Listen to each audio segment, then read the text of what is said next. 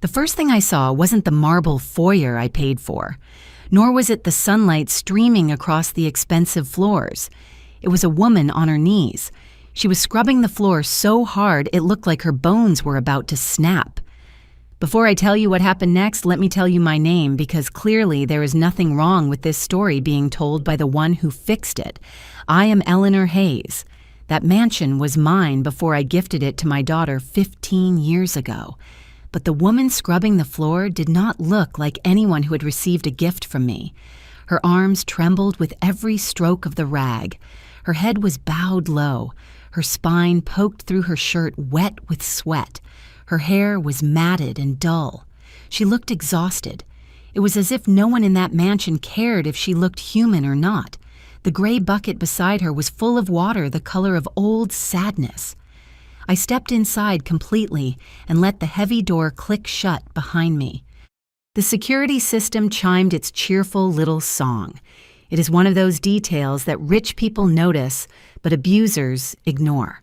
No one looked up. Not Michael, who was sprawled across my white sectional sofa with the confidence of a man who never earned a dollar of his own. Not his mother, Linda, reclining like she owned the very air she breathed. And not the woman on the floor. Not at first. Move that bucket, Linda snapped, flicking her wrist as if she were shooing away a fly. You are dripping too close to my shoes. The woman flinched. She grabbed the bucket and scooted it an inch, just an inch, as if she knew even that small movement could cost her something. And that was the moment she finally looked up at me. Her eyes. God help me. Those eyes were empty, not tired, not stressed, empty, as if someone had reached inside her and scooped out everything that made her a person. I felt my breath catch in my throat because those eyes belonged to my daughter, to Emily. She did not speak. She did not cry out. She did not run to me or smile or break down. She stared at me like she was trying to remember me from somewhere far away, like I was a name she knew but had forgotten. Like I was a face she did not have permission to recognize. My own child did not know me. And the worst part was that Michael and Linda did not even bother to turn their heads. Michael snapped his fingers. It was a sharp, dismissive sound. Emily flinched so hard the dirty water sloshed out of the bucket. If you are with me. If this moment touches that place in you that remembers what it feels like to see your child diminished, drop a little heart in the comments so I know I am not standing in this memory alone. I forced myself to move forward my heels, clicking against the floor. Only then did Linda look my way. Can we help you? She asked without interest. She looked at me like I was a delivery driver who had wandered into the wrong house. Emily kept watching me. Her breath was shallow. Her shoulders were shaking. I saw her mouth open slightly as if a name might come out, but she snapped it shut again, too scared, too conditioned, too broken. 15 years of hard work overseas. And this is what I came back to. Not luxury, not pride, not the life I hoped my daughter would live, but a stranger scrubbing the floor she already owned. And the people sitting above her thought I was going to walk in calmly. They thought I was going to leave calmly. They thought the woman at their feet belonged to them. My fingers curled around my phone in my pocket, not shaking, not trembling, just calm and filled with purpose. I stepped toward the tall window where the signal was strongest. I turned just enough so everyone could hear me, and I dialed the only number I needed in that moment. When the line opened, I did not breathe before speaking. I did not have to. My voice cut clean through the room. Open the contingency file. Emily stared at me the way people stare when they wake up in someone else's house. Her eyes moved slowly over my face, searching for a name to attach to the features in front of her. I saw her lungs expand. Her gaze went from my silver hair down to my mouth, then back to my eyes. It was like she was flipping through a hard book in her mind that she had not opened in years. For a second, something flickered there, recognition trying to claw its way up through the exhaustion, but it fell back before it could reach the surface. I ended the call and slipped my phone into my purse, keeping my eyes on her. The last words I spoke into that line still hung in the air between us like a silent threat that no one understood but me. I leaned my purse against the wall and walked toward her slowly and carefully, like I was approaching a wounded animal that might bolt or break if I spooked it. The rag was still in her hands, dripping dirty water onto the marble around her knees. I stopped right in front of her and lowered myself down, protesting against my old bones, but I did not let it show on my face. "Emily," I said softly. Her name felt strange in my mouth, like something I had been repeating to myself in hotel rooms and airports and office corridors abroad, then suddenly hearing it in the wrong place. Her whole body flinched, not from surprise at my voice, but with a sharp instinctive fear, the way a child reacts when they learn certain sounds are followed by pain. Her grip tightened on the rag. Her head dropped chin to chest. She would not look me in the eye. Behind us, Linda let out a scoffing sound, a noise of dismissal. "She gets tired," Linda said, words floating over to us like air freshener over a trash bag. "She likes to stay busy. She does not mind." That laugh left a bitter taste under my tongue. I stayed focused on Emily. Up close, the details hit me harder. The skin around her mouth was cracked and dry. Her cuticles were torn and raw. Fine lines had spread across her forehead, the kind that come from crying in the dark with no one there to see it. A strand of hair broke free from her messy bun and stuck to the side of her face, wet with sweat. I reached out slowly, offering my hand, not touching her, just putting it in the air between us. "Look at me, baby," I whispered. The word baby slipped out before I could stop it. 15 years is a long time to be away, but it is not long enough to retrain a mother's tongue. Her shoulders stiffened. Her eyes lifted just enough to brush my face, as if she had been taught that direct eye contact was some kind of rebellion. Up close, I saw it. The dark yellow shadow on the edge of her jaw, the faint darkness along her collarbone where the neckline of her shirt dipped. I let my gaze travel down, careful not to react, down to her arm right where her sleeve ended. A bruise bloomed under her yellow skin, half-hidden, oval, and ugly. There were older marks, too fading at the edges, but still there, hanging like a memory someone tried and failed to erase. My heart beat a slow, controlled rhythm, not the kind that sends a woman weeping, but the kind that sharpens every thought. "Is she done cleaning yet?" Michael called from the sofa, his tone smooth. "You are making the floor too wet." He spoke about her like she was a tool. He spoke about her as if she did not have ears of her own. Emily did not answer. She put the rag back in the bucket, her fingers shaking enough for me to see. The water rippled. Linda made a little noise of annoyance in the background but did not move her feet. I moved a little closer to my daughter, close enough to smell the mix of cheap detergent and stale sweat clinging to her clothes. "Emily." I tried again, my voice even lower. "It is me." Her eyes snapped up then. A light passed through them. Pain, shame, something trapped. Her breath hitched. The muscles in her throat worked around words that would not come. I could see it. The war happening inside her between the instinct to recognize me and the fear of what that recognition might cost. If you are still listening to me and you have seen someone you love swallow their own truth just to survive, leave a little heart in the comments so I know I am not speaking into the dark alone. Do not distract her. Linda said, stretching her legs out a little, her feet almost touching the wet spot on the floor. She stops when people hover over her like that. The way she said people carried the kind of chill that did not need volume. Michael clicked his tongue. Once, impatience flaring. "Did you hear my mother?" he said. "Just finish up and put the bucket back where it belongs." His mother.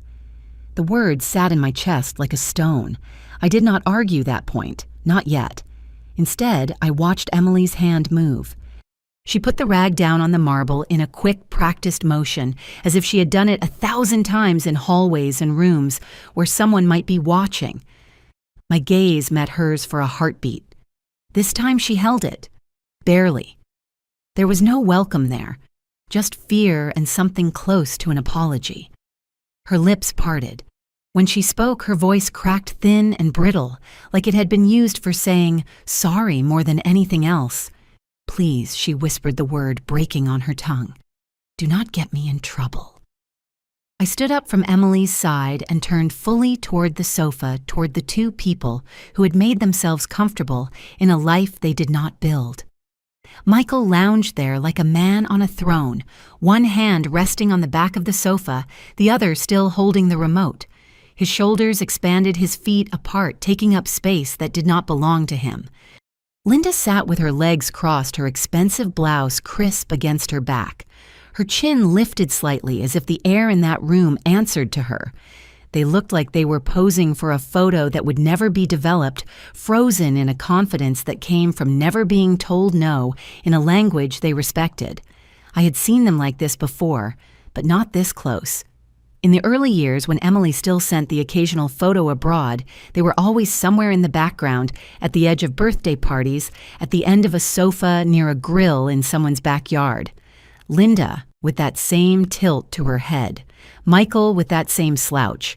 I used to pinch and zoom on my phone screen, studying them from hotel floors in London, from rented apartments in Manchester, telling myself I would get to know them properly when the work slowed down. Now here I was staring at the full picture, and they behaved as if I were a stranger walking through a showroom. Neither of them moved as I approached. They did not stand to greet me. They did not say my name. They did not even show the polite pretense of welcoming a guest.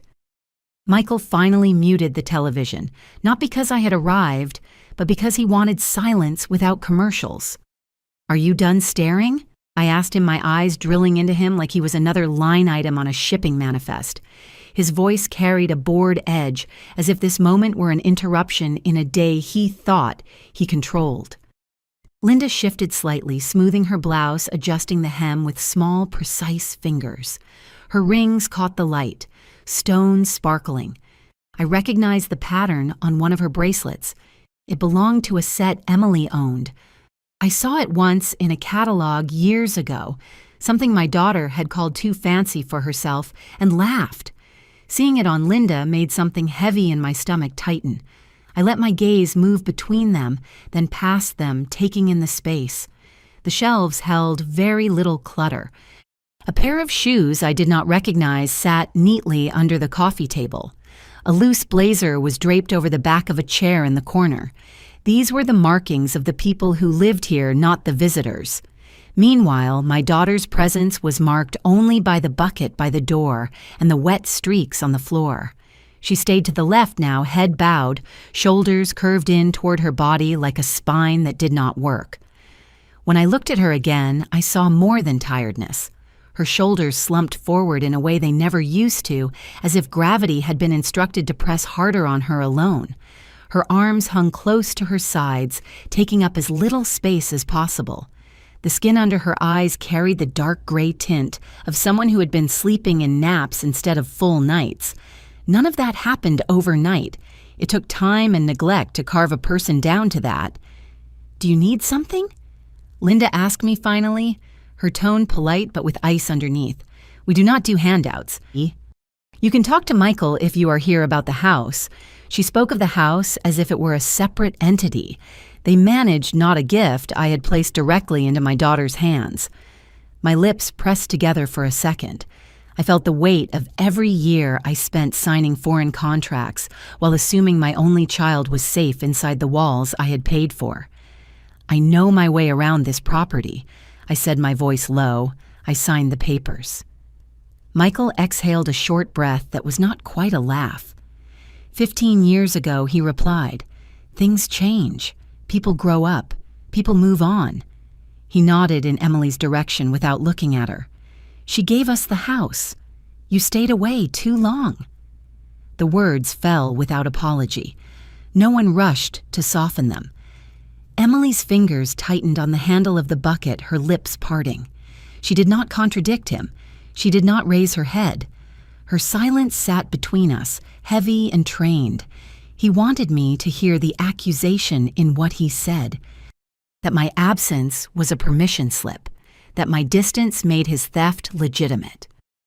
I let the first wave of guilt wash through me and recede without showing on my face. I had my own reckoning with the years I had chosen work over visits and missed birthdays, but I refused to let my mistakes become his justification. I took one more slow look at my daughter, at the way her body was angled halfway toward him, even when he was not addressing her like a dog listening for the next command. Then I brought my eyes back to Michael and Linda. My voice, when it came, was soft enough that they had to lean in slightly to catch the words. "Did she give it?" I asked, letting every syllable sit in the air. Or was it taken? Michael's mouth curved with a slow, humorless smile when I asked my question. He did not answer me immediately. Men like him enjoy the pause. They like the way silence makes their next move feel bigger. He leaned forward, placed the remote carefully on the glass table, and stood up from the chair with the ease of someone who had never tightened a single screw in this house. "You want to talk about giving and taking," he said. "Fine." He adjusted his shirt, fixing the front as if he were about to make a presentation instead of defending a robbery. Then he walked past me, not around, but close enough that his shoulder brushed mine on purpose. It was a small contact, but it carried a message. "I am not afraid of you." He crossed the room to the built-in cabinet along the far wall, the same one I used to keep family photo albums and table linens in. Now, when he opened the door, there were no albums, just a stack of folders and a metal lockbox sitting where memories used to live. He reached in, pulled out the box, and placed it on top of the cabinet. The sound of the metal hitting the wood rang sharply in the room. Emily flinched at the noise, her fingers tightening again on the rag. Linda watched with curiosity as if she had seen this show before. Michael pulled a key from his pocket and unlocked the box. The click of the tumblers falling into place sounded louder than it should have. He lifted the lid and flipped through papers, practicing with his fingers until he found what he wanted. When he turned back to me, he was holding a manila folder, the edges worn from being handled too often. "You do not have to take my word for it," he said, his tone carrying a smug smoothness. "We like to do things right here." He walked back slow and controlled and dropped the folder on the table between us. The folder fell open enough for a stack of documents to peek out white against the orange. "Go ahead." He added, gesturing with a little flick of his hand, "You like signing things. You will appreciate the paperwork." I did not reach for it immediately. I looked at him instead.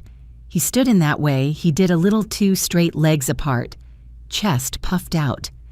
This was a performance for him, a moment he had rehearsed in his mind the day he could hold his supposed proof in front of the woman who funded the life he now claimed. Finally, I stepped forward and opened the folder. The top page was a copy of the deed. My eyes went to the address. First, the address I knew by heart, then down to the line where the signatures lived. Michael shifted just a fraction, as if he wanted to peer over my shoulder, but thought better of it. I let my gaze zoom in on Emily's name. The letters were familiar, but the way they sat on the line was wrong. Her handwriting used to flow light and loopy, opening up the vowels, the strokes even. The signature on that page was broken. The first letter started strong, then dipped the tail, trailing lower than it should. The next letters bunched together as if they were huddling against each other, trying not to fall off the edge of the document. There was a tremor in the ink itself, small stops and starts where the pen had hesitated. That was not the writing of a woman sitting comfortably at a kitchen table, making a decision with a clear head. That was the mark of someone whose hand had been guided by fear. Behind me, Linda shifted again, the rustle of her clothes filling the silence. "See?" she said lightly. "Everything is in order. If you are listening to this and you have seen a piece of paper tell the truth, someone's mouth refuses to speak, just leave a little heart in the comments so I know you understand what I saw on that page." I did not answer Linda. I kept studying the signature, letting the silence do the work. The notary stamp was near the bottom, nice and official, the kind of seal that makes people stop asking questions. I checked the date. It was a day I remembered for something totally different. an email from Emily that never arrived, a call that I missed, and then she never returned. At the time, she had told me she was busy, that the marriage and the business and life were pulling her in different directions. Now, standing in that room, I realized what was actually happening. While I soothed my disappointment with excuses, she signed everything over. Michael said, suddenly breaking my thoughts, his voice settling into that comfortable arrogance again. And she signed it to me. That is how it works. You sent her the check. She is the one who cashed it. That is family. I lifted my head slowly and looked at him. On the surface, I kept my face calm. Features arranged in the same polite interest I wore in boardrooms when men tried to talk over me with half the information. But inside, something was coiling tight. My eyes narrowed, focusing not just on him, but on the pattern behind his words, the way he positioned himself as the natural next step, the way he turned my absence into his permission slip.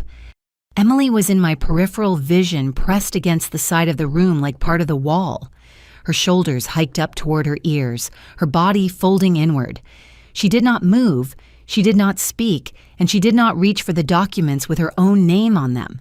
My phone vibrated in my pocket, the sound buzzing through the heavy air.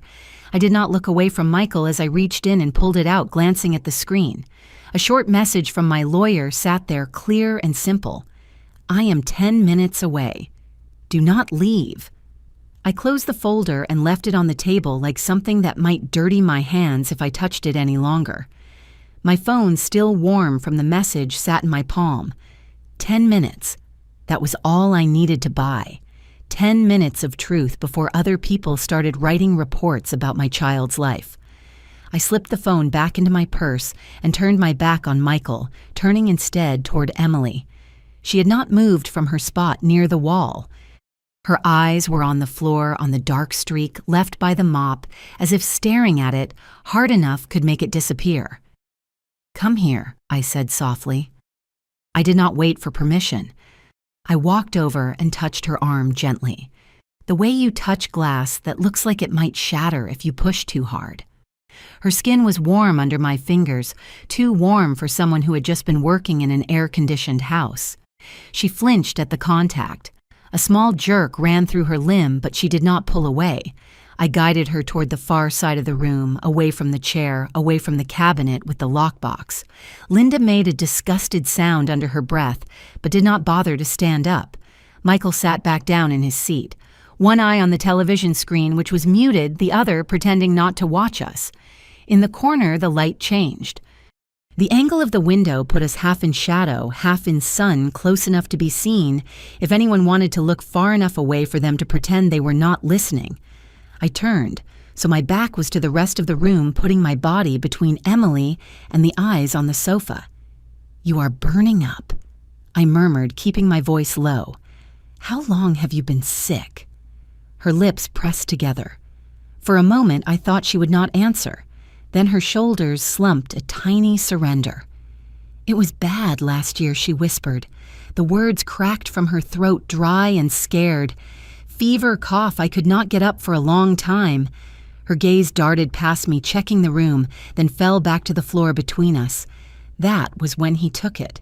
Took what I asked, even though my mind was already moving ahead of her words, layering the documents I had seen with the timeline she was describing. The deed. Her teeth clicked nervously against her lip. He told me he would keep them safe. I was too weak to argue. I was on the floor and he stood over me with a pen. He told me if anything happened to him, I would be the one left with nothing unless we changed things.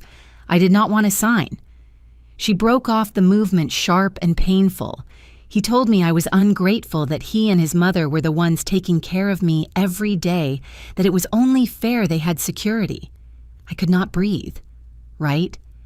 I just wanted him to stop yelling.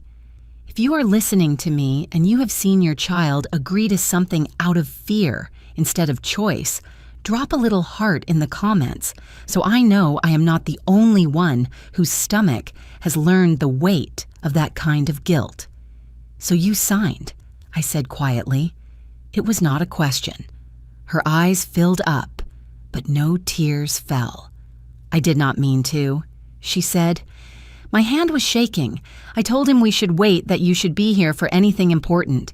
He told me you were living your new life, and I had to stop acting like a little girl waiting for Mommy to fix everything. Each word hit me like a separate blow, but I let them land.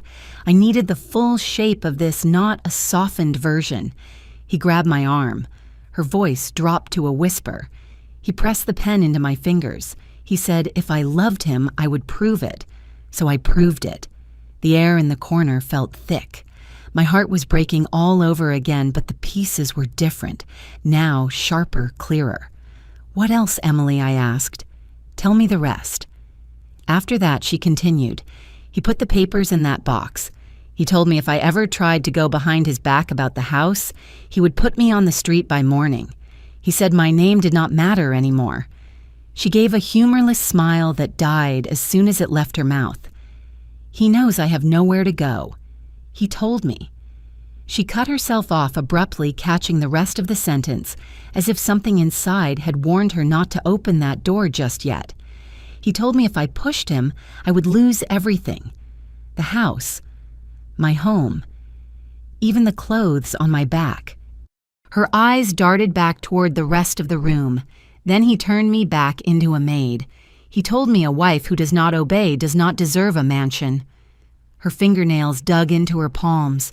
I uncurled them slowly, and the walls, I asked, my voice steady, "Why are you so tired?" A dark flush of shame crept up her neck. He does not like seeing the walls dirty, she whispered. If he wakes up and the walls do not shine, he does not speak to me for days, or he slams doors, walks heavy. Sometimes he dumps things in the bathroom for me to clean up. It is easier if I just scrub them spotless. I barely sleep. I just keep moving.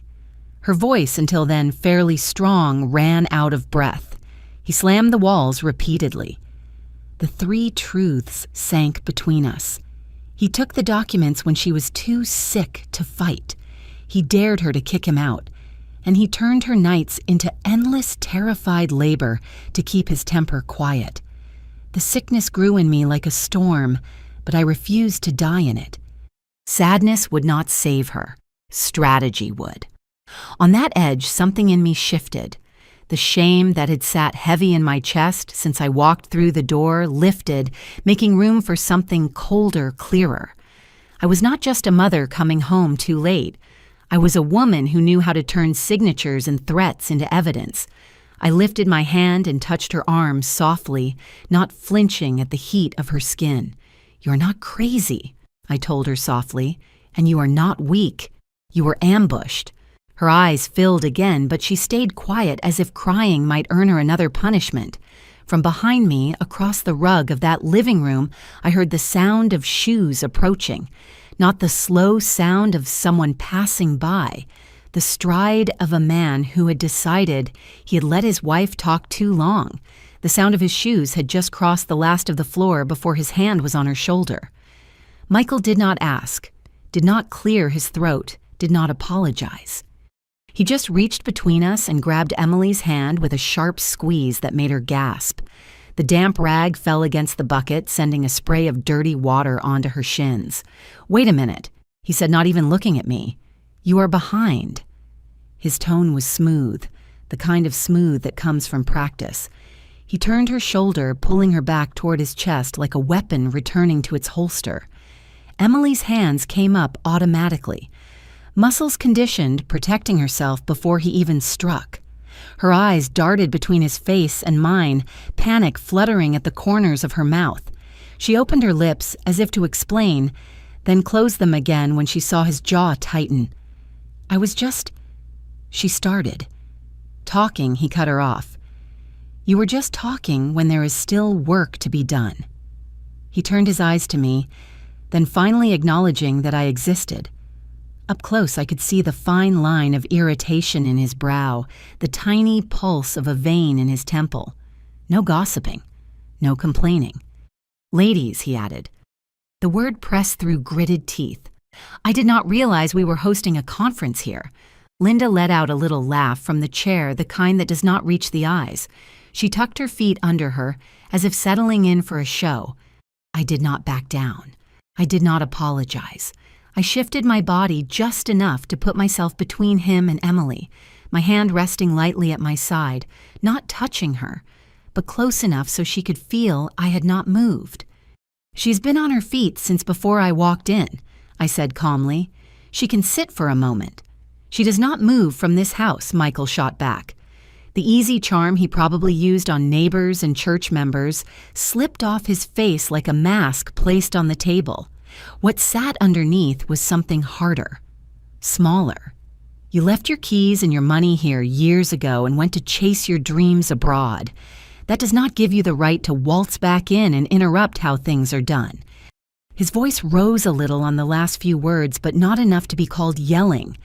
That is how he liked to do his damage, just under the line of what other people might call abuse if they heard it without context. I saw Emily's shoulders hunching closer. I saw her eyes touch the floor again. The jaw beneath the mask ground against his teeth. Michael Linda said very softly, "Do not worry, she is just adjusting." The word adjusting hung in the air like a bad smell. He scoffed, never taking his eyes off me. "I am calm," he said. "I am just setting a boundary." He took a step closer. The smell of his cologne hit me heavy and acidic, trying to cover the scent of stale sweat that floated around all the hard surfaces of the room. "This is my house," he said softly, like explaining something to a stubborn child. "My land, my decisions. You are a guest here, Eudora. Do not confuse that." My name in his mouth felt like an insult. Behind me, I could feel Emily shrinking back as if she could become small enough to fall into the corner behind the drapes. I met his gaze and held it. Years of sitting across from men in suits who thought my accent and my gender meant they could talk to me cheaper had given me practice. This was a different battlefield, but the opponent was familiar. I let my face go smooth. I did not cross my arms. I did not purse my lips. Only my eyes changed, narrowing the way they did when I read the fine print in a contract. "You are right about one thing," I told him. I left. I went where I had to go to build what I needed to build. I stayed away too long. That is on me. I let those words settle because they were true, and the truth has its own weight. Then I leaned in just enough to make him decide whether to step back or stand there and let my presence be in his face. He chose the ground, his jaw tightening another notch. "But you are wrong about this floor." I added, my voice dropping low so only the three of us in that corridor could hear it. "You are living inside a decision that was never yours." His nostrils flared. "She gave it all." He repeated it like a man reciting his favorite scripture. "She signed it to me. That makes it mine." End of story. He liked that line. He had probably used it in this room before. I studied him for a long breath, taking in the small bead of sweat at his hairline, the vein jumping near his collar, the way his hand flexed, twice wanting to grab something. I thought about the signature on that deed, the dips, the tremor in the ink, the fever Emily had described, the way her hand had shaken. My heartbeat, which had been a heavy rhythm when I started walking across this room, settled into something steady, almost strangely calm. "No," I said, finally, not end of story. The air stretched tight between us. Linda shifted again on the sofa, her clothes rustling. Somewhere deeper in the house, a pipe groaned softly as water moved through it. Outside, a car drove past tires crunching softly on the pavement. I watched the moment a flicker of uncertainty tried to grow in the back of Michael's neck. He pushed it down quickly. "You need to get out," he said, his tone dropping an octave. "Today. You are not going to come in here turning my wife against me, stirring up old things. This is my house. I will not say it again." I let the words hang there, not afraid of the answer. Then I straightened my back, lifted my chin, and looked him dead in the eye. "Not for long," I said. The words came out level, no yelling, no fear, just the calm of a woman who had already moved the pieces. A beat later, from the direction of the front door, a loud, heavy knock echoed through the house. The knock sounded again, harder this time, a rhythm that carried through the walls and into the silence Michael had tried to own. He snapped his head toward the door, a frown creasing his forehead. Patrice sat up straighter on the sofa, irritation tightening her mouth. Emily almost flinched, but I felt her breathe behind me. "Who is that?" Linda muttered. "We were not expecting anyone." Michael did not wait to show he did not like surprises. Then he turned on his heel and walked toward the foyer. I stayed where I was listening. The front door opened with a sharp click. I heard a man's voice, deep and firm. "Morning. DeKalb County Sheriff's Office. We are looking for Michael Wells and Linda Wells." He did not yell. He did not sound angry. That made it more dangerous. Men with badges rarely come without a purpose. I moved closer to the archway that leads to the foyer, pausing just before walking fully into view. From there, I could see enough. 2 deputies stood on the front step. Uniforms, crisp boots, clean badges catching the sun outside. One held a stack of sealed envelopes in his left hand, the white edges pressing against his fingers. The other had a small notepad stuck in his pocket, a pen clipped next to it. Their presence changed the air in the house. It felt heavier and cleaner at the same time. Michael braced one hand on the door frame, blocking half the opening with his body. "That is me," he said. "This is my mother. What is this about?" He nodded his head back toward Linda, who had gotten up from the sofa and now hovered a few steps behind him. Her robe gaped open. She put a hand on his arm, trying to make it look casual. "We have not done anything," she added quickly. "Must be a mistake." The closest deputy did not take a step back. He simply looked at her, then back to Michael. "We will explain," he said, "but we need to come in. This concerns your residence." The word residence seemed to prick Michael's pride. His arm flexed. "You can explain right here," he replied. "My wife does not like strangers tramping through her house." I stepped forward then into the frame of the archway. "Let them in," I said calmly. "It is my house they are standing in front of, and I would like to hear what they came to say." The deputy's eyes locked onto me, assessing. He took in the bucket by the wall, the mop, the bruised shadow of Emily pressed near the corner, Linda's silk robe. He did not let surprise show, but I could see he was gathering details, cataloging them in silence. If you are listening to me now and you have seen authority walk into a room where people thought they would never be challenged, leave us a little heart below. So I know you understand that strange mix of fear and relief. Michael shot me a look over his shoulder, hot and sharp, but he stepped aside anyway. Pride changes when uniforms get involved. The deputies walked inside. The larger one closed the door slowly behind him, then turned so he could face us all at once. "Mr. Wells, Mrs. Wells," he nodded first to Michael, then to Linda. "We are here to serve you with a court order issued this afternoon by the city court." Linda's hand tightened on Michael's arm. "I told you we have not done anything," she said, voice rising. "We pay our taxes. We mind our business." "Ma'am," the deputy replied, "you will have a chance to respond. Right now, our job is to present this and make you aware of what it means." He unsealed the top envelope, being careful not to rip the paper, and pulled out a document. He did not hand it over yet. He read from it first. "This order places a temporary freeze on all property-related actions regarding this residence." He recited, eyes moving slowly across the page. "It also initiates an investigation into suspected coercion, intimidation, and possible forced servitude occurring within these walls." The words fell into the room one by one, like heavy stones into a quiet pond. Emily's head snapped up. I saw her eyes go wide, confused and fighting for space. Linda's mouth opened, then closed, then opened again like a fish, gasping in air. Forced servitude, she repeated, scandal and fear blended together. "That is ridiculous. It is family." The deputy glanced toward Emily, just for a moment, then back to the page. "We are not here to debate the details." He said, "We are here to ensure nothing changes about the ownership or occupancy until the investigation is complete. No selling, no transferring, no evicting." At that moment, Michael's eyes darted toward me. Something ugly moved across his face, a shadow passing behind his gaze. The second deputy stepped forward and extended the document. "You are named in the order," he said. "We are required to read the key parts to you and confirm receipt." Michael snatched the paper, scanning too fast to absorb much. His nostrils flared. Linda peered at his arm, trying to read her teeth, digging into her bottom lip. "Who started this?" he demanded. "Who told you something was wrong here?" Neither deputy answered him. They did not need to. The silence said enough. I stood in the back hands folded in front of me, heart steady. This was just the first blow, but it was a deep one.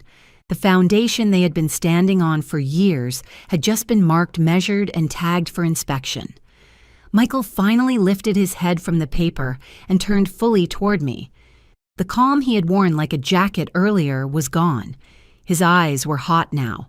Narrow and dark, his lips pressed into a hard line. He looked at me like he could climb out of his situation with anger. "You think this changes anything?" he hissed. He spat the words like they burned. Before I could answer, the sound of another car door closing floated in from outside. A moment later, the doorbell rang, just once, quick and short. The deputies exchanged a quick glance. One of them nodded toward the driveway. "Expecting someone else, ma'am?" he asked me. "Yes," I said. "My lawyer." I did not take my eyes off Michael as I answered him. He scoffed under his breath, a harsh, dismissive sound. "You really think some paper is going to undo what is already done," he said. "You are late, Eudora. We live here. That is the reality." Linda straightened her robe again like it was armor pulling the sash tighter.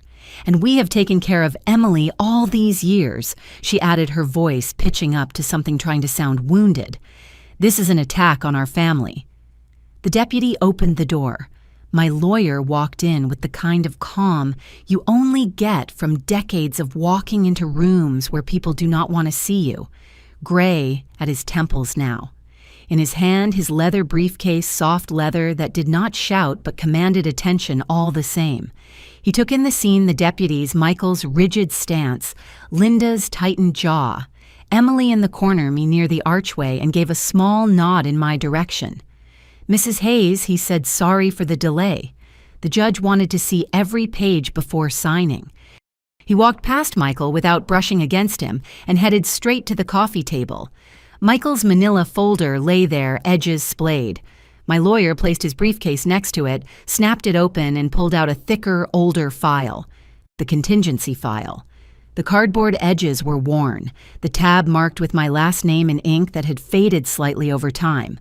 Seeing it again after all those years felt like watching a ghost of myself from long ago walk into the room. "What is this supposed to be?" Michael asked, trying to sound unimpressed. "Another box of accusations." My lawyer did not rise to the bait. He opened the file with careful fingers and spread the contents on the table surface. The room seemed to hold its breath. On top lay the original deed, the one I had signed before I ever boarded a plane out of Georgia, when Emily's laughter still filled these rooms. Behind it, another document and another, each bearing my signature. Her signature dates marching in order, in. "This," my lawyer said evenly, "is the record of how this house was acquired. And this," he tapped the second page, "is the agreement you and I put in place before you relocated Mrs. Hayes." He glanced my way, then returned his eyes to the deputies. At her instruction, we included specific protections. One of the deputies leaned closer, resting his hands lightly on his belt as he looked down at the table. The other pulled out his notepad pen, clicking open and ready. Linda leaned in, peering at the clauses as if they might rearrange themselves into something more favorable if she stared hard enough. "I do not see how that matters now," she said. "The house is in Michael's name. We have his paper." My lawyer reached for the deed Michael had pulled from his own pocket earlier and laid it next to ours. Two versions of the same history side by side. "What matters," he said, "is which set of documents carries legal weight. This property was purchased solely by Mrs. Hayes. It was gifted to her daughter under very specific conditions, and in this contingency agreement, he flipped another page forward, the paper soft from being turned many times. She reserved certain rights in case anything threatened her daughter's well-being or the integrity of the transfer. I remembered sitting in his office all those years back, the air cool and quiet, as we talked through worst-case scenarios I thought would never happen. He asked me, "Are you sure you want to think that far ahead?" And I said yes, because loving someone means signing for storms even when the sky looks clear. What conditions, one of the deputies asked. My lawyer pointed to a paragraph halfway down the page. The lines dense, the words precise. Here he said in plain language, it states that any transfer, sharing, or surrender of this property made under intimidation, coercion, manipulation, or physical or emotional abuse shall be considered void. In that event, the property reverts to its previous status pending investigation. For a moment, no one spoke. I watched the meaning of those words travel through the room. Travel through eyes. The deputy's chins dipped slightly. The one with the notepad wrote something down. Michael's lips thinned. Linda's coloring changed first. The red that had risen in her cheeks when the deputies arrived drained away, leaving the skin around her mouth a dull, waxen gray. Her eyes darted to Emily, then back to the documents. So that does not prove anything, she said, but the edge in her voice had dismantled. People write all kinds of things that do not mean anything. If you have ever watched someone realize the trap they set for someone else might just snap on them instead, you know, that silence that comes right before they start talking too fast. Leave a heart in the comments if you have seen that shift happen. My lawyer folded his hands lightly in front of him. On their own, this contingency agreement is just words on paper, he said. But in context with the sudden freezing of the property, with the questionable signature Mr. Wells produced with Mrs. Hayes's account of what she found when she returned, it becomes something more. One of the deputies nodded slowly, especially with visible signs of distress. He added, his gaze pivoting toward Emily. She shrank from the attention fingers twisting in the hem of her oversized shirt. Michael scoffed. "Okay," he stepped forward. "She is tired, that is all.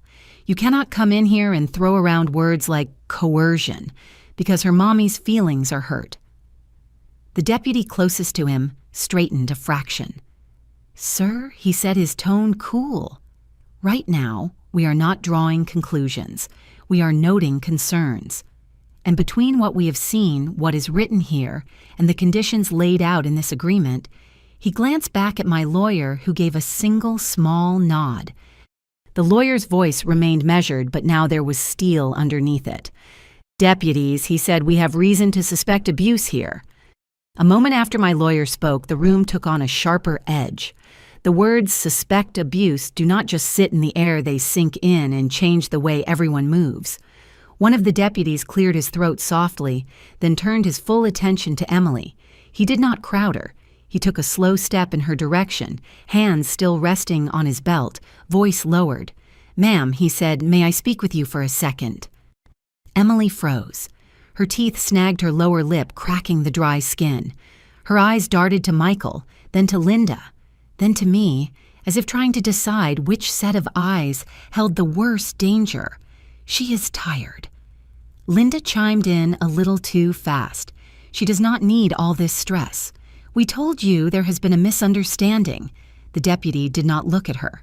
"Ma'am," he said slowly, "you do not have to lie for anyone. Show us where you really sleep."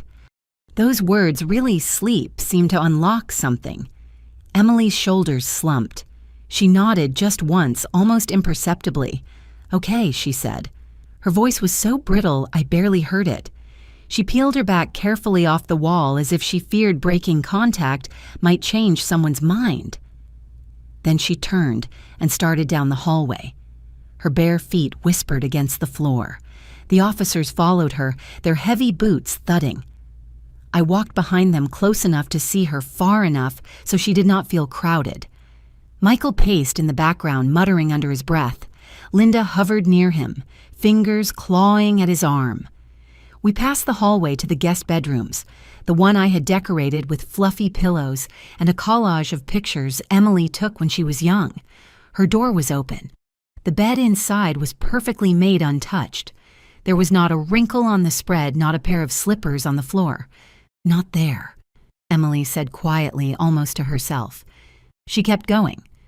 At the end of the hall, she turned toward the part of the house that had always been used for storage. The laundry room, the small utility closet, the space under the stairs, where we used to keep Christmas decorations. My chest tightened. She stopped in front of a narrow door with a flat knob, the kind of door most people would walk past without seeing. Her hand hovered over it for a moment. I saw her swallow hard, then she forced herself to turn the knob. The door swung inward with a slow, whining creak. Even before the light from the hallway spilled inside, I smelled it. A stale, enclosed odor. The sharp scent of mildew laced with the sweet tang of old sweat and cleaning chemicals. The officers leaned in.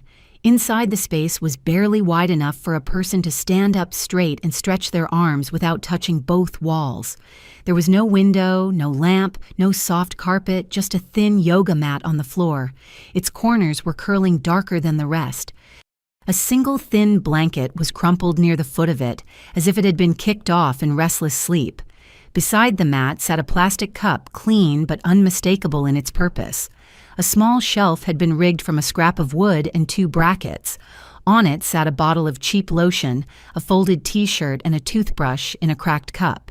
There were no photos, no books, no sign that this was anything other than a place to store a body when its hands were done being used. One of the deputies clicked his tongue in silence, a sound of disgust, more than judgment. The other's face went blank in the way law enforcement faces go blank when they are locking something down under evidence. "You are sleeping in here," he asked the officer closest to the door, though he already knew the answer. Emily stood just outside the frame, her arms wrapped around herself as if trying to take up even less space than the closet allowed. She nodded. "Sometimes I get to sit in the chair," she said, eyes fixed on the mat. "If I finish everything." "Finish what?" asked the second deputy. "The floors, the laundry, the cooking, whatever they want." Her voice thinned, floating down the list. "If I am too slow," she said, "I do not deserve a soft floor. He says this is enough for someone who does not earn her keep." Michael scoffed from behind us. "It is a quiet room," he said. "She crashes in there a couple of nights when she was sick. You make it sound like a prison." The officer by the door took a slow breath, then keyed the radio clipped to his shoulder. It crackled slightly, but not so much we could not hear it. "Dispatch." "This is Unit 12 on scene," he said, requesting a supervisor at this address. "Possible domestic servitude situation. We've documented injuries and sleeping arrangements inconsistent with a spouse. Copy. Static." It crackled for a moment, then a calm voice replied, "Copy Unit 12. Supervisor en route. Secure the scene."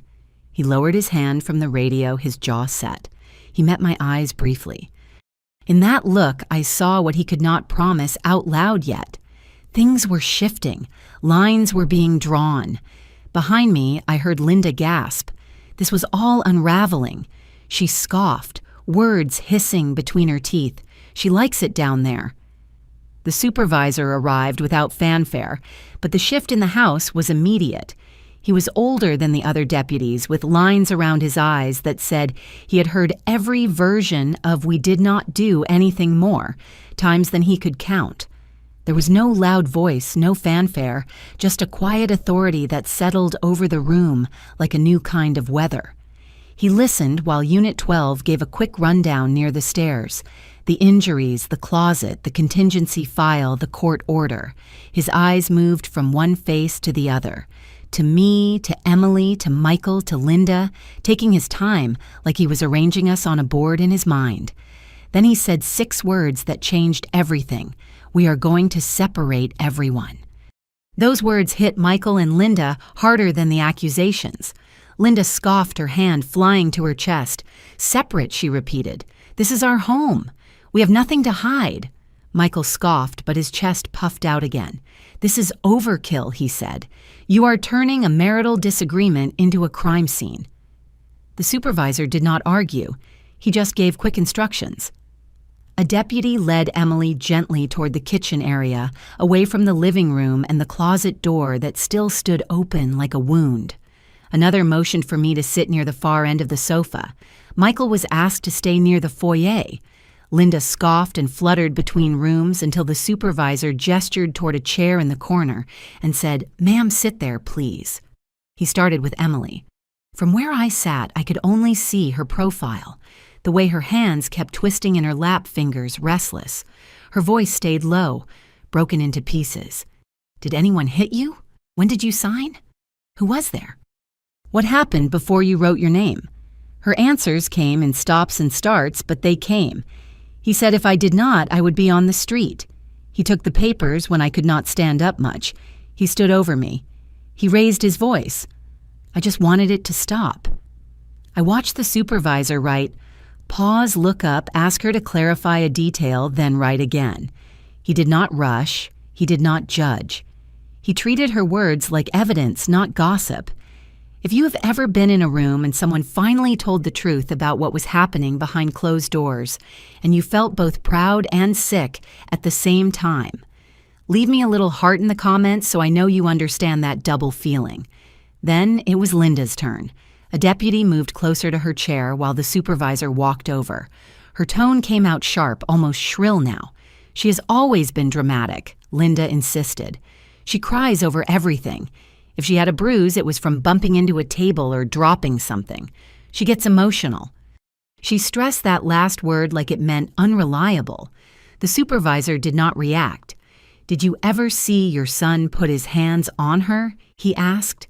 There was a pause. "Not in a way that wasn't normal," she said. "Sometimes a man has to remind his wife of her duties. That is marriage." The pen in his hand did not move for half a beat. Then he continued. Then he came to me. Up close, I could see the darkness on his arm, the coffee stain on his shirt. A real man, a long day. "Mrs. Hayes," he said, "I need your statement. Start from the moment you walked in today. Only what you personally saw and heard." So I did. I told him about the first thing I saw, which was my daughter on her knees, scrubbing a floor she already owned while her husband and mother-in-law sat giving orders on my furniture. I told him how she did not recognize me at first, how he snapped his fingers to make her move faster, how her hands shook on the rag. I described the way she flinched when I said her name, the bruises on the back of her neck, the heat in her skin when I touched her arm. My handwriting remained surprisingly steady as I wrote line after line. Years of filling out forms and contracts in foreign offices had trained my hand not to shake under pressure. He listened without interrupting, just nodding, occasionally asking me to repeat a word here or there so it was clear on the recording. "You mentioned photographs earlier before they really looked at me." I answered. I grabbed my phone like I was checking messages. I took 2 pictures of her, one from the doorway one, when she moved closer to the bucket. I wanted proof of what she looked like before anyone could say I was exaggerating. I scrolled to the photos and turned the screen so he could see Emily huddled over the bucket legs, spread eyes wide, the bucket in the background, like they were watching a show. The officer's eyebrow rose just a fraction. "Can you send these to the email on this card?" he asked, handing me a small contact card from his pocket. "We will add them to the case file. I will do it right now." I told him, my fingers moving over the screen, sending the images while I noted the time and the names of the files. If you are listening to me and you have reached a point where you stopped asking and started documenting, just leave a little heart in the comments so I know I am not the only mother who learned to turn her pain into evidence. When I finished writing, he took the clipboard, glanced at my statement, then had me sign and date the bottom. This aligns with what my deputies observed. He said quietly, "We are also going to get an official medical assessment for your daughter. Her condition is concerning." The words "condition is concerning" were too small for what I had seen in her eyes, but I understood he had to speak like a report, not like a mother. "What happens now?" I asked. I kept my voice steady. I was not asking for comfort. I needed a sequence. "Right now we lock it down," he replied. "No one shreds paper. No one moves money. No one moves her out of that house without us knowing. We are applying for an arrest warrant and additional search authority. My deputies inside and outside are finishing up the scene notes." He looked toward the front door where another deputy was moving in and out carrying clipboards, speaking briefly into his radio. "The Financial Crimes Unit is already pulling what they can on property and related accounts," he added. "They work fast when something smells wrong." I thought of Emily's voice in the corner of that room, the way she had stumbled around words like threat and street. And if she loved him, she would prove it. Something hard and cold settled deeper inside me. I was not running on rage anymore. This was a different fuel. "She is not going back into that closet tonight," I told him. It was not a plea. It was a line I needed in the record. He met my eyes. "Not if I have anything to say about it," he replied. His radio chirped a short burst of static, followed by a voice I did not recognize. He lifted it to his ear, listening. "Cap," he said. "Patch it through." A younger deputy walked out of the house a moment later, moving with that focused urgency that meant he had heard something worth carrying. He came straight to us, nodding to his supervisor before turning to me. "Ma'am," he said, leaning in slightly, "Financial Crimes found something they wanted you to hear." The younger deputy's words hung between us like they were carved from ice. "Financial Crimes found something they wanted you to hear." His eyes darted to me, then to the supervisor, then briefly toward the patrol car where Michael stood in the half-shadow of the light bar arms, crossed in front, now not behind, not arrested yet, but not free. The supervisor nodded once. "Let's go inside." He said, "I want everyone who needs to hear this to hear it." My legs felt 10 years older than they had this morning, but I walked with them anyway through the door, through the foyer, Linda picked from a catalog years ago, into the same living room where I first saw my daughter on her knees. Emily sat on the edge of the sofa, now arms wrapped around her middle, as if holding herself together from the outside.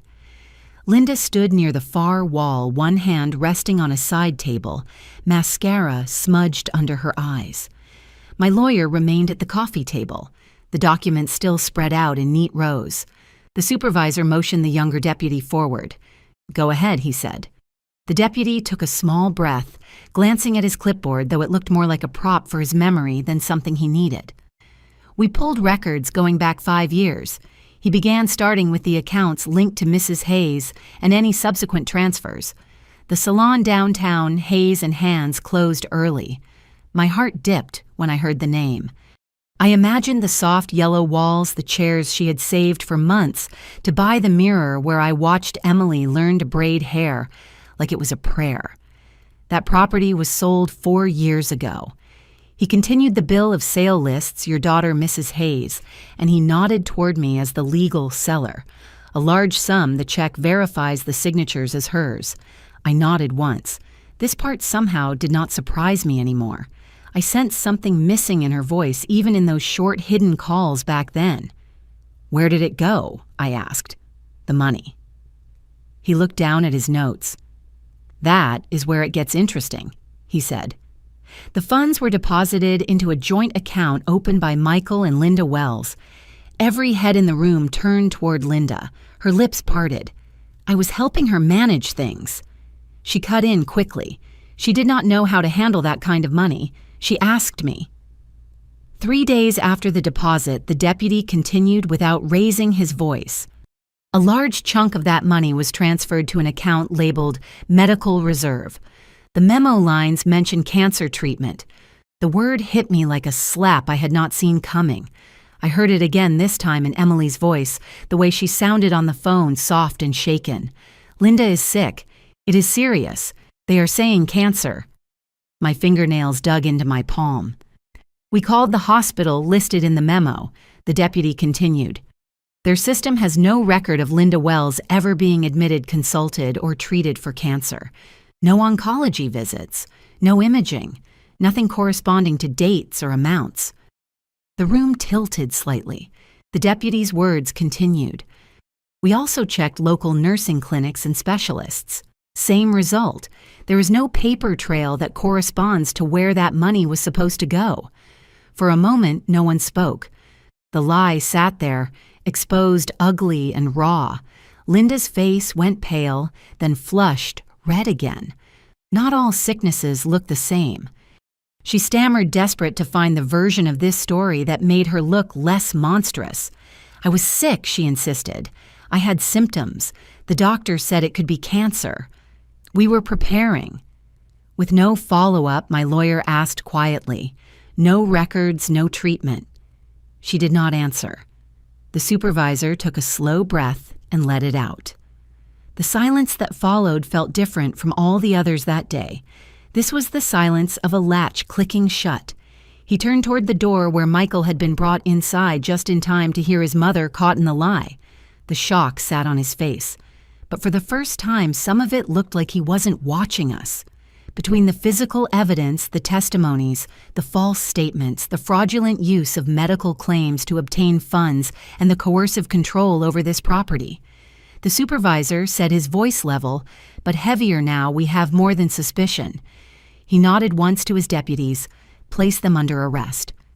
They moved quickly once the words left his mouth. Place them under arrest. One of the deputies stepped behind Michael, another to his side. The sound of handcuffs coming off a belt is distinctive, but that day it sounded like the closing of a chapter, the scrape of metal against leather, then click it, locked around his wrists. He struggled. Once. Instinctively. But there was nowhere to go. You cannot be serious, he yelled. For what? For taking care of what her daughter abandoned. The supervisor did not blink. You are being placed under arrest for suspicion of domestic battery fraud and financial exploitation, he said evenly. You will have a chance to speak with a lawyer. For now, you need to stop talking and start walking. They read him his rights, turning him toward the front door. I watched his shoulders, the same shoulders that had sprawled across my couch, like the world owed him comfort, now tight with tension, as he passed Emily. He snapped his head, eyes burning into her. You did this, he hissed. You and your guilty mother. She flinched like the words were a raised hand. I stepped between them before the sound of him could land. No, I said calmly. You did this when you forgot she was a person and not your property. Linda lurched forward, reaching for Michael's arm as they guided him past. You cannot take my son like a criminal, she wailed. He is a good man. We are family. This is a misunderstanding. The supervisor turned to her. His eyes were tired but clear. Ma'am, he said, based on what we have found so far, you are also being detained for questioning regarding fraud and complicity in financial exploitation. You will need to come with us. She froze. For the first time all day, she seemed to realize the trap she helped close around my daughter's life had strings that led to her own ankles when the second pair of handcuffs clicked around her wrists. She did not fight. She just kept repeating, I was sick, I was sick, to no one who believed her. They took them both out the front door. The sun was dipping low, bathing everything in a soft gold. That did not match the hardness of what was happening. Neighbors had started to gather on the sidewalk, drawn by the patrol cars and the uniforms. Curtains twitched open. Phones appeared in hands. A man across the street crossed his arms, wearing an unreadable expression. A woman 2 houses down clutched a grocery bag to her chest, eyes wide. If you are listening to me, and if you have ever seen someone who believed they were untouchable walk past their own neighbors in cuffs, just leave a little heart in the comments, so I know you understand that strange mix of justice and sadness. Michael tried to square his shoulders, as if he could still pose while walking in chains. But the handcuffs changed everything. He could not swing his arms. He could not point. He could not grab. He could only walk. Every step marked by the soft rattle of metal. Linda kept her head down, hair falling forward, robe no longer regal in the evening light. The deputies guided them into separate vehicles, heavy doors opening and closing with final thuds. Emily stood just behind me in the foyer, one hand pressed against the doorframe. I could feel her trembling across the space between us as the engine started and the cars pulled away. Her breath hitched, then stopped. "Are they really going?" she whispered. It was as if she did not trust her own eyes. Actually gone. For now, I told her. I did not sugarcoat it. They will have hearings, lawyers. They will try to twist things. Her hand flew to her mouth. "What if they come back?" she asked, voice shaking. "What if they get out and they are angry? What if they find some way to take it all again? I do not have the shop anymore. I do not have." She cut herself off, a sob escaping. I turned to face her fully. In the quiet house behind us, the silence was finally starting to settle. "Listen to me," I said softly. "That is the last time you will ask that question while standing on someone else's deed." She looked up at me, confusion mixing with fear. I reached into my bag and pulled out the contingency file, the one that had started as a what if in a quiet law office years ago. The cardboard was warm from being held for so long.